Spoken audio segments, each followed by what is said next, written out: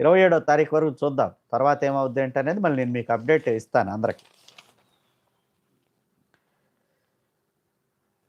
ఈ రీసర్వే ఏవండి రీసర్వే అసలు ఈ ల్యాండ్ టైటిలింగ్ యాక్టు, రీసర్వే ఇయన్నీ కూడా గత ప్రభుత్వానికి తీవ్రమైన నష్టాన్ని కలిగించిన అంశాలే.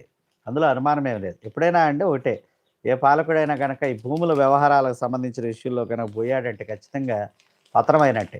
ఈయన ఎప్పుడైతే రీసర్వే అంటా ఉన్నాడో అప్పుడే చాలామంది అనుభవజ్ఞులు చెప్పుకొచ్చారు గూడా. జగన్ ఈ రీసర్వే అంటున్నాడు దెబ్బ కొట్టిద్ది అని అన్నారు. అన్నట్టుగానే అది దెబ్బ కొట్టింది.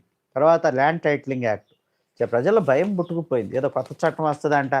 మన భూమిని మనం నిరూపించుకోవటానికి మనం కోర్టుకు పోవాలంట వాడెవడో ఆక్రమించుకుంటే.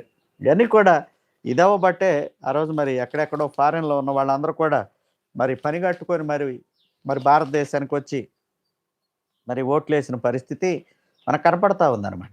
కాబట్టి ఈ అంత